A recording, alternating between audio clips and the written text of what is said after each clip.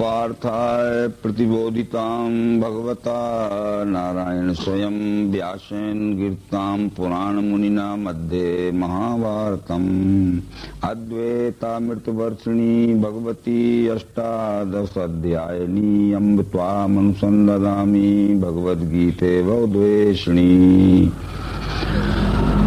श्रीमद् भगवद गीता का भक्ति योग नामक 12वां अध्याय प्रारंभ कर रहे हैं।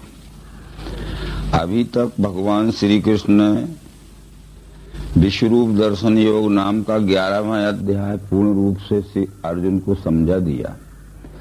विश्वरूप दर्शन हो जाने के पश्चात जिसमें साकार और निराकार दो अपूर्ण द्वैतात्मक कल्पनाएं हैं, ये लय करके बतला दी। अर्जुन को भी ये पूर्ण रूप से समाधान हो गया और अर्जुन ने कहा कि अनेक बाहुदर वक्त नेत्रम पश्यामि त्वाम सर्वतो अनंत रूपम न अंत्यम न मध्यम न पुनस्वादिम पश्यामि विश्वेश्वर विश्वरूप। जिसे वेदों में विश्वरूप कहा गया है, उपनिषदों में यह दिखने वाला विश्व ही विश्वरूप है। इस विश्व से साकार और निराकार ये द्वैतात्मक कल्पनाएं पृथक नहीं हैं। अर्जुन को भी यह निश्चय हो गया, परंतु इसके बाद भी इस भक्ति योग नाम के 12वें अध्याय में जिज्ञासा के कारण अर्जुन ये पूछ रहा है, इस प्रकार सदा युक्त सेवा सगुण की करे वे और निर्गुण जो ध्यावे वे, इनमें श्रेष्ठ कौन है।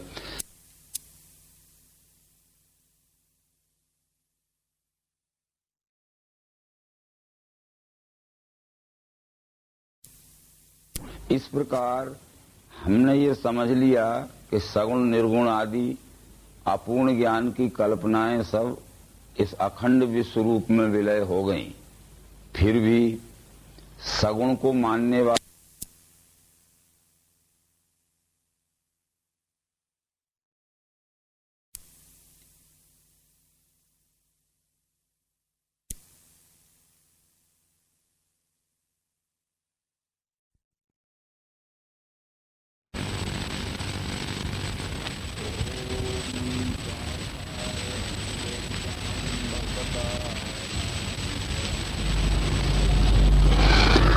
ओम पार्थाय प्रतिबोधितां भगवता नारायण स्वयं व्यासेन गिरतां पुराण मुनिना मध्ये महाभारतम् अद्वैतामृतवर्षिणी भगवती अष्टादश अध्यायिनी अम्ब त्वामनुसंदधामि भगवद्गीते भवद्वेषिणी। श्रीमद् भगवद गीता का भक्ति योग नामक 12वां अध्याय प्रारंभ कर रहे हैं। अभी तक भगवान श्री कृष्ण ने विश्वरूप दर्शन योग नाम का 11वां अध्याय पूर्ण रूप से अर्जुन को समझा दिया। विश्वरूप दर्शन हो जाने के पश्चात जिसमें साकार और निराकार दो अपूर्ण द्वैतात्मक कल्पनाएं हैं, ये लय करके बतला दी। अर्जुन को भी ये पूर्ण रूप से समाधान हो गया और अर्जुन ने कहा कि अनेक बाहुदर वक्त नेत्रम पश्यामि त्वाम सर्वतो अनंत रूपम न अंत्यम न मध्यम न पुनस्वादिम पश्यामि विश्वेश्वर विश्वरूप। जिसे वेदों में विश्वरूप कहा गया है, उपनिषदों में यह दिखने वाला विश्व ही विश्वरूप है। इस विश्व से साकार और निराकार ये द्वैतात्मक कल्पनाएं पृथक नहीं हैं। अर्जुन को भी यह निश्चय हो गया, परंतु इसके बाद भी इस भक्ति योग नाम के 12वें अध्याय में जिज्ञासा के कारण अर्जुन ये पूछ रहा है, इस प्रकार सदा युक्त सेवा सगुण की करे वे और निर्गुण जो ध्यावे वे, इनमें श्रेष्ठ कौन है।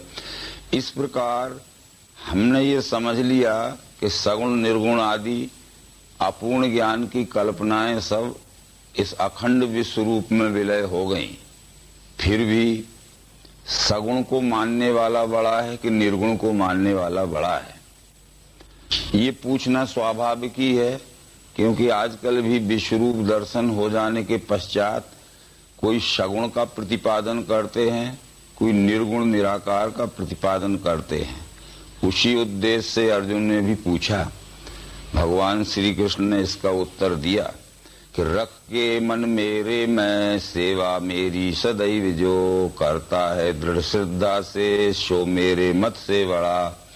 श्री कृष्ण कहते हैं कि न सगुण को मानने वाला बड़ा है, न निर्गुण को मानने वाला बड़ा है। सगुण निर्गुण ये द्वैतात्मक कल्पनाएं जिस विश्व रूप में विलय हो जाती हैं, उस विश्व रूप को जान पहचान कर उसकी अपने स्वकर्म के द्वारा निष्काम भाव से सेवा करने वाला ही अनन्य भक्त है। उसको मैं ही बड़ा भक्त मानता हूँ। ये वेदों में भी इस प्रकार कहा गया है कि पुरुष ये वेदम सर्वम यत भूतम यच्च भव्यम। इससे आशय होता है कि पुरुष नाम परमात्मा का है, पुरुष एव इदम सर्वम। यह सब जो दिख रहा है आदि अंत मध्य है चराचर के विस्तार में, यह सब विश्व ही विश्व रूप परमात्मा है। उपनिषद जो वेदों के अध्याय हैं उनमें भी इस तरह सगुण निर्गुण की द्वैतात्मक कल्पनाओं का लय विश्व रूप में करके दिखाया गया है। संयुक्त में तत्क्षरम चा व्यक्ता व्यक्तम भरते विश्व ईशा। जो क्षर अक्षर का संयुक्त स्वरूप है, व्यक्ति यानी साकार, अव्यक्त यानी निराकार, दोनों भावात्मक कल्पनाओं का जहाँ विलय हो जाता है उसका नाम विश्वरूप परमात्मा है। उस विश्वरूप परमात्मा को जानकर अपने स्वकर्म द्वारा जो सेवा में लग गया है उसको मैं बड़ा भक्त मानता हूँ। तो इस तरह से कहने के पश्चात भी जो अक्षर या निर्देश से अचिंत अचल ध्रुव सर्वत्र व्यापी कूटस्थ ऐसे अव्यक्त को गए। श्री कृष्ण ने कहा कि अगर कोई निर्गुण को ही मानना चाहता है, निराकार को ही मानना चाहता है, तो निराकार जिसका कोई आकार ही नहीं है अथवा जो विशिष्ट आकार में नहीं दिखता है, अनिर्देश है, उसको हम अंगुली से निर्देशित करके नहीं बतला सकते कि कहाँ है और कैसा है, कि किस जगह है, कैसा है। अचिंत है, उसका चिंतन भी नहीं हो सकता क्योंकि वो केवल निराकार है। यदि चिंतन हो सकता है तो उसके स्वरूप सहित, उसके आकार सहित, उसके निराकार भाव का ही चिंतन हो सकता है। तो जो अक्षर है, निर्गुण है, निराकार है, अव्यक्त है, वो अचिंत है, अचल है, उसको कोई प्राप्त करना चाहता है तो अव्यक्त चाहने वाला जो उसे क्लेश हैं बड़े। गति अव्यक्त की पावे नर अत्यंत कष्ट से। उस अव्यक्त को या निराकार को जो प्राप्त करना चाहता है तो कितने ही कठिनाई में पड़े, वो कितने ही क्लेश भोगे, परंतु उसको ये साकार को छोड़कर निराकार मिलने वाला नहीं है। आशय इसका बतलाया कृष्ण जी ने कि गति अव्यक्त की पावे नर अत्यंत कष्ट से। तो ये पुरुषोत्तम जो विश्वरूप परमात्मा है उसमें गति, स्थिति और परम स्थिति ऐसे तीन शब्द आते हैं। तो गति अव्यक्त की पावे, अव्यक्त यानी निराकार को कोई प्राप्त करना चाहता है तो साकार के सहित ही निराकार मिलेगा, क्योंकि गति कहते हैं परिवर्तनशील चेंजेबल क्षर को। तो वो गतिमान क्षर के सहित ही, साकार के सहित ही निराकार अक्षर मिलेगा।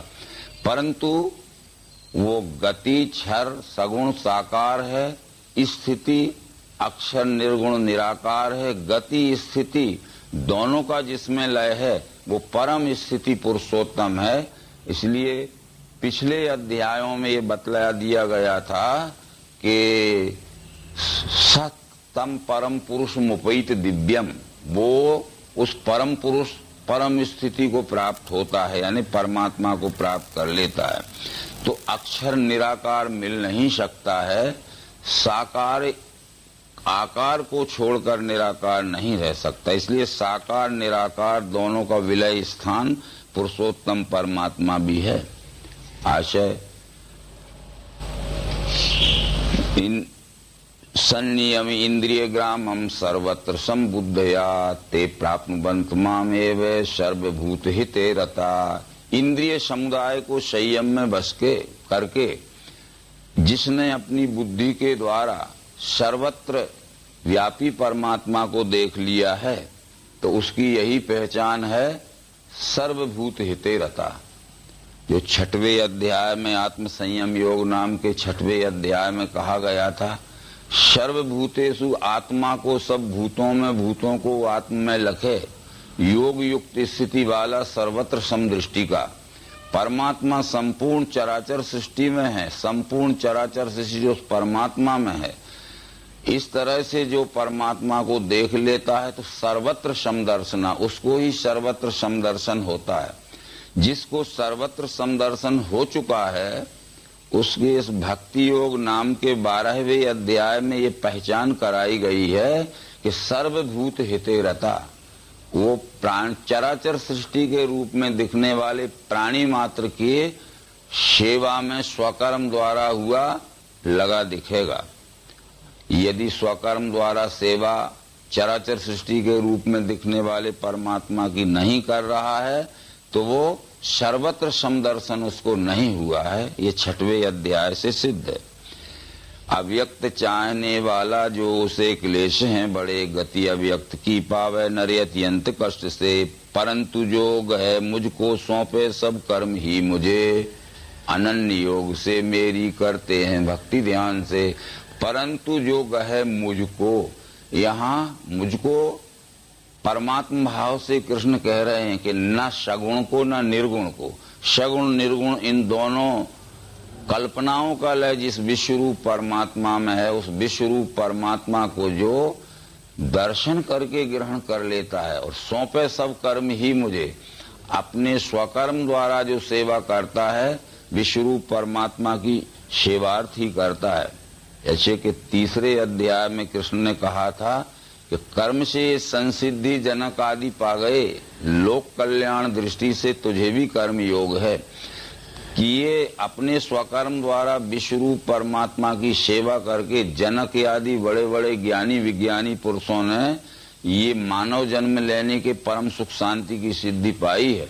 इसलिए लोक कल्याण दृष्टि से तुझे भी ये विश्वरूप परमात्मा की सेवा करना तेरा इति कर्तव्य हो जाता है। ऐसे अनन्य भक्तों का मेरे में पार्थ प्रेम से जल्दी उद्धार करता हूँ मृत्यु संसार चक्र से। परंतु इस 12वें अध्याय में जो श्लोक कहा गया, अनन्य नैव योगेन माम ध्यायन्त उपास्ते, ये अनन्य योग से मेरी करते हैं भक्ति ध्यान से। अनन्य योग यह दिव्य चक्षु योग का ही नाम है। अनन्य योग 11वें अध्याय में श्री कृष्ण जी कह चुके थे कि अनन्य योग द्वारा ही तत्वतः इस प्रकार में देखने जानने वैसे मिलने योग्य पार्थ हूँ। अनन्य योग के द्वारा इस विश्वरूप परमात्मा को देखा जा सकता है, इसकी जान पहचान हो सकती है, उसमें अखंड एकात्मता का अनुभव हो सकता है। तो अनन्य योग नाम इस दिव्य चक्षु योग का ही है, विज्ञान योग का ही है। तो ऐसे अनन्य भक्तों का मेरे में पार्थ प्रेम से जल्दी उद्धार करता हूँ मृत्यु संसार चक्र से। जो अनन्य भक्त मेरे हो गए हैं, इन अनन्य भक्तों का ये जन्म मृत्यु के संसरण चक्र से जल्दी उद्धार हो जाता है, जन्म मृत्यु के कष्टमय चक्र से छूट जाते हैं। अनन्य भक्त के विषय में श्री राम ने भी रामायण में भक्त प्रवर्त मारुति हनुमान को समझाया था कि सो अनन्य जाके यस मति न टरे हनुमंत, मैं सेवक सचराचर रूप स्वामी भगवंत। अनन्य भक्त उसे कहते हैं जिसकी मति यानी बुद्धि में पक्का निश्चय स्थिर हो जाता है कि मैं सेवक हूँ, ये चराचर सृष्टि के रूप में जो कुछ भी दिख रहा है यही हमारा सबका पूज्य स्वामी भगवान है। ऐसा निश्चय जिसकी बुद्धि में पक्का अटल स्थिर हो जाता है उसे अनन्य भक्त कहते हैं। ऐसे अनन्य भक्तों का मेरे में पार्थ प्रेम से जल्दी उद्धार करता हूँ मृत्यु संसार चक्र से। ये उद्धार करने का मतलब है उसका मनुष्य जन्म लेना सार्थक हो गया, इससे ज्यादा और उससे कुछ प्राप्त करना नहीं है, क्योंकि इन बातों को भगवत गीता के पिछले अध्यायों में भी श्री कृष्ण अर्जुन को समझा चुके। आत्मा में है जिसे प्रेम, आत्म में तृप्ति है मिली, आत्म संतोष में मस्त, उसे कर्तव्य है नहीं। जिस व्यष्टि जीव आत्मा ने संपूर्ण विश्वरूपी परमात्मा को पहचान लिया और विश्वरूप परमात्मा को दिव्यचक्षु योग से जान पहचान कर अपने स्वकर्म के द्वारा इस विश्वरूप परमात्मा की सेवा में जो लग गया है तत्परता से, तो उसे कर्तव्य है नहीं। इससे ज्यादा कर्तव्य उसको कुछ नहीं करना है, उसका इति कर्तव्य हो चुका। तो रखना मन मेरे में, सौंपना बुद्धि भी मुझे, ऐसा करने से पार्थ मुझ में मिल जाएगा। तेरा जो मन है इस विश्वरूप की सेवा में लगा, बुद्धि से भी विश्वरूप की सेवा कर। मन में जो अनेक प्रकार के संकल्प विकल्प उठते हैं, ये संकल्प विकल्प तेरे निष्काम भाव से सेवा करने के लिए ही उठा करें, क्योंकि ये भगवत गीता के 6वें अध्याय में इस बात को कृष्ण जी ने कहा है कि संकल्प सभी त्यागे योगारूढ़ उसे कहा, होवे संकल्प से पैदा सो इच्छा सभी तजे। मन को आत्मा में जोड़े न करे ध्यान अन्य का। तो मन में जो संकल्प उठते हैं तो दो प्रकार के संकल्प होते हैं, एक सकाम संकल्प होता है, एक निष्काम संकल्प होता है। तो सकाम संकल्प को भी छोड़ देना चाहिए और निष्काम संकल्प को लेना चाहिए। तो इस तरह से अपने मन को भी निष्काम संकल्प से विश्वरूप की सेवा में लगा, अपनी बुद्धि को भी विशुद्ध अवस्था में करके इस विश्वरूप की सेवा में लगा। ऐसा करने से पार्थ मुझ में मिल जाएगा। यदि तू चित्त को स्थायी मुझ में रख सकता नहीं तो मेरे प्राप्ति की इच्छा पार्थ अभ्यास से करो। अब यहाँ एक बात आती है कि यदि मन बुद्धि भी हमने समर्पित कर दिए विश्वरूप की सेवा में, परंतु हमारा चित्त अभी समर्पित नहीं हुआ। जब तक ये चित्त समर्पित नहीं होगा तब तक विश्वरूप की वास्तविक सेवा नहीं हो सकती। पातंजल योग शास्त्र ने इस विषय में समझाया है कि योगा चित्तवृत्ति निरोधा, यानी चित्त पूर्ण एकाग्र जब हो जाएगा तदा दृष्टा स्वरूपे अवस्थानम, तभी ईश्वर के स्वरूप में उसकी स्थिति होगी।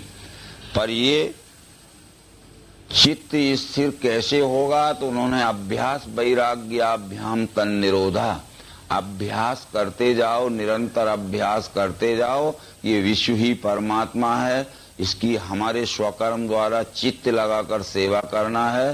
तो निरंतर अभ्यास करने से और जो आसक्तियों के संस्कार हैं हमें, व्यष्टि सुख भोग की तृष्णा, अति तृष्णाओं के संस्कार हैं, वो धीरे धीरे छोड़ते जाओ तो हमारा चित्त पूर्ण रूप से परमात्मा में विलय हो जाएगा।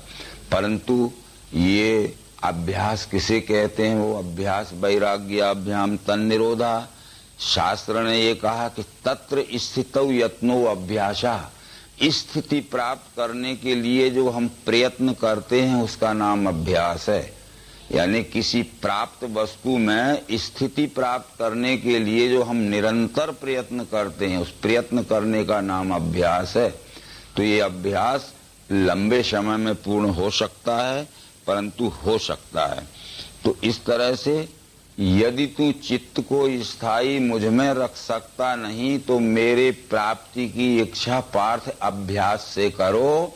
अभ्यास क्या है? तत्र स्थितौ यत्नो अभ्यासा, स्थिति प्राप्त करने के लिए जो प्रयत्न किया जाता है उसका नाम अभ्यास है। परंतु परमात्म स्थिति प्राप्त करने के लिए वो दिव्य चक्षु योग का अभ्यास निरंतर करते रहने से हमारी स्थिति पक्की होती है।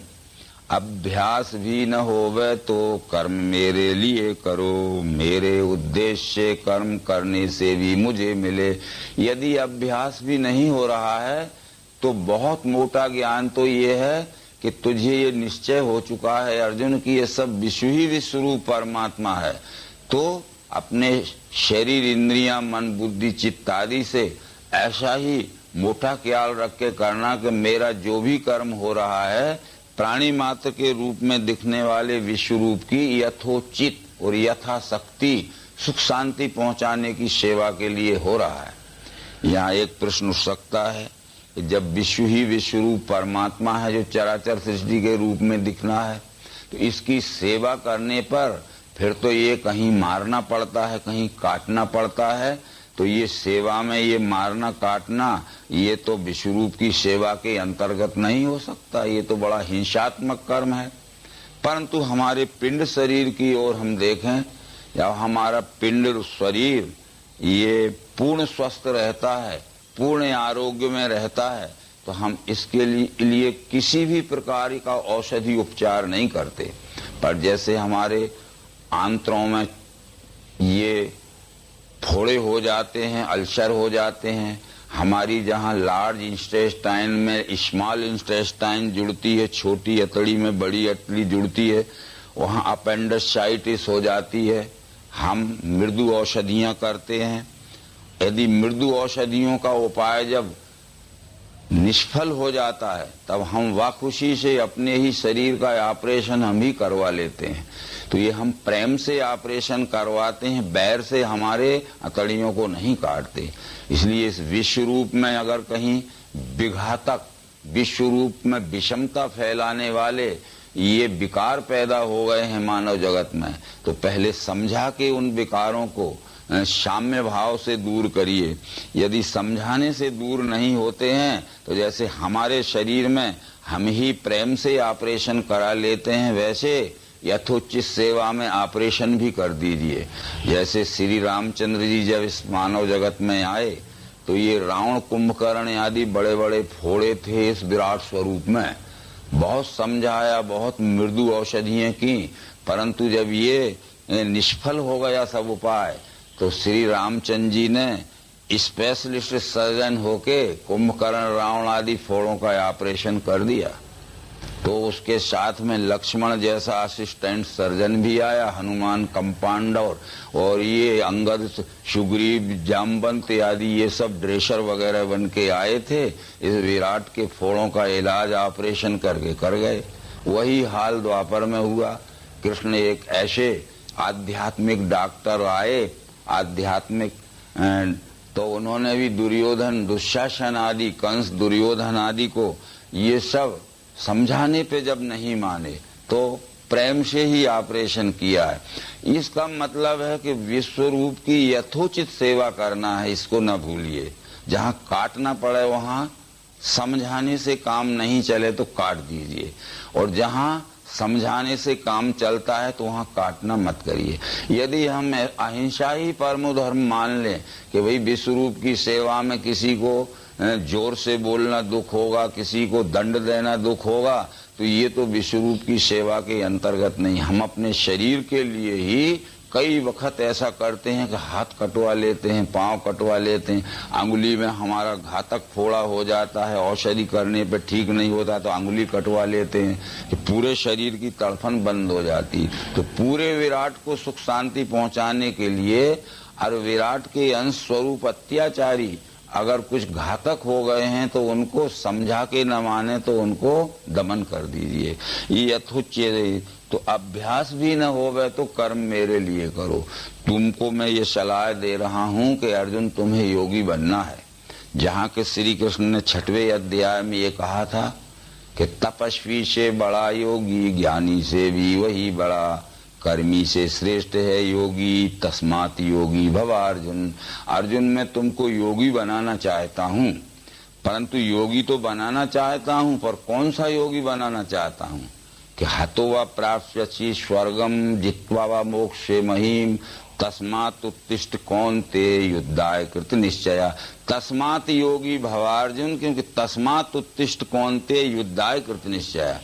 अर्जुन इसलिए मैं तुझे योगी बना रहा हूँ कि इसलिए कि तुझे युद्ध करना है, ऑपरेशन करने हैं, बस ये योगी बनना है तुझे। ऐसा नहीं कि सिर झुकाता रहे और भीख मांगने के लिए तू भागने को तैयार है। ये योगी भगोड़ा योगी नहीं बनाना चाहता। योगी का अर्थ है विश्व रूप की सेवा में जहाँ जैसा मौका आवे उस तरह से यथोचित सेवा करना ही हमारी अनन्य भक्ति होगी। तो अब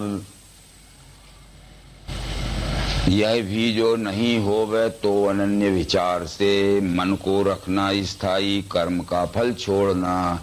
ये भी यदि नहीं हो सकता है तो अनन्य विचार को मत छोड़ना। अनन्य विचार का मतलब है अन का अर्थ है नहीं, अन्य का अर्थ है दूसरा। परमात्मा के सिवाय ये विश्व में कोई दूसरी चीज नहीं है। जितने भी देवी देवता क्यों ना हो, वो परमात्मा के विराट शरीर के अंगोपांग हैं। जैसे हमारे इस पिंड शरीर के कान, आंख, त्वचा, जीभ, नाक, हाथ, पांव आदि अंग, ये भी तो सब देवी देवता हैं।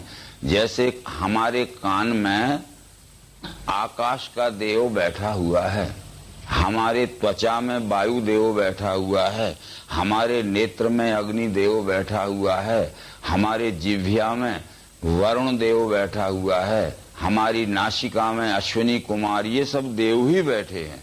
तो इस तरह से ये निश्चित समझ के तू कि अनन्य भाव से ये सब विश्व रूप जो दिख रहा है अनंत विस्तार में, ये सब समुच्चय स्वरूप परमात्मा ही है। ऐसा अनन्य विचार रख के मन को रखना स्थायी, कर्म का फल छोड़ना। मन में ये संकल्प विकल्प जो कि तुझे अज्ञान के भ्रम जनित संकल्प विकल्प हो रहे हैं, इनको छोड़कर मन को स्थायी और स्वस्थ रख के कर्म की फलासा छोड़ के युद्ध तुझे करना है। क्योंकि पहले अध्याय में अर्जुन ये कह चुका था कि यहाँ ठहरा नहीं जाता, मन में भ्रम छा गया। तो मन को रखना स्थायी, मन को भ्रमित मत रखना है अर्जुन। इसके बाद दूसरे अध्याय में भी अर्जुन ने ये कहा था, अज्ञान के दोष हिये समाये, भूला हूँ धर्म सो पूछता हूँ, होवेगा श्रेय स्थायी कहो सो, मैं सेवक हूँ आपका बोल देवे। धर्म और अधर्म किसे कहते हैं? मेरा मन भ्रमित हो जाने से इस समय ये मुझे विस्मृति हो गई है, इसलिए मैं शिष्य भाव से, समर्पित भाव से आपसे पूछता हूँ कि मेरे मन का अज्ञान जनित भ्रम निकालकर धर्म की सच्ची पहचान और मेरे स्वकर्म की वास्तविक पहचान मुझे करा दीजिए, ताकि मैं स्वकर्म आरूढ़ हो जाऊं। तो यह भी जो नहीं होवे तो अनन्य विचार से मन को रखना स्थायी, कर्म का फल छोड़ना। अभ्यास से ज्ञान श्रेष्ठ, ज्ञान से ध्यान है बड़ा, ध्यान से कर्म फल त्याग, त्याग से शांति है मिले। इस 12वें श्लोक में कृष्ण ये कहना चाहते हैं कि अभ्यास की जरूरत क्यों है, किसी भी विद्या का क्यों ना हो, अभ्यास की जरूरत क्यों है? क्योंकि अभ्यास की से ज्ञान प्राप्त होता है। और ज्ञान की जरूरत क्यों है? कि ज्ञान से पक्की पहचान हो जाती है कि ये विश्व ही परमात्मा है। यानी अभेद दर्शनम ज्ञानम, जो हमें भेद दिख रहा है, जो हमें द्वैत दिख रहा है, तो द्वैत में अद्वैत का दर्शन कराने वाले बोध का नाम ही ज्ञान है। इस तरह की भगवत गीता के 4थे अध्याय में भी कृष्ण जी अर्जुन को समझा चुके हैं। वो कह रहे हैं कि द्रव्य के यज्ञ से श्रेष्ठ अर्जुन ज्ञान यज्ञ है, अंत में सब कर्मों का लय है ज्ञान यज्ञ में। तुझे वो ज्ञान देवेंगे ज्ञानी तत्वज्ञ जो लखें, दंडौत प्रश्न सेवा से ध्यान में रखना उसे, जिसके जानने से ये मिटेगा मोह पांडव, फिर तू मेरे तेरे में देखेगा द्वैत है नहीं। तो वह ज्ञान तुझे तत्वदर्शियों के पास मिलेगा और वो तत्व दर्शन कराने वाला ज्ञान देंगे, जिससे जितनी भी ये चराचर सृष्टि दिख रही है, इसमें तुझे जो भिन्नता दिख रही है उसमें अभिन्नता का अनुभव हो जाएगा। ये बात बार बार भगवत गीता में समझाई गई है। आगे भी 13वें अध्याय में कहने वाले हैं कि अभिन्न भूतों से जो है वो हमें भिन्न दिख रहा है। तो इस तरह से ये ध्यान, देखी हुई वस्तु के स्थायी स्मरण को ध्यान कहते हैं। जब तक हम वस्तु को नहीं देख लेते तब तक उसका ध्यान नहीं हो सकता। जैसे जिन व्यक्तियों ने आज तक मुझे नहीं देखा था, मेरा नाम सैकड़ों बार सुन लेते और अपने मुंह से कह भी लेते थे, पर इस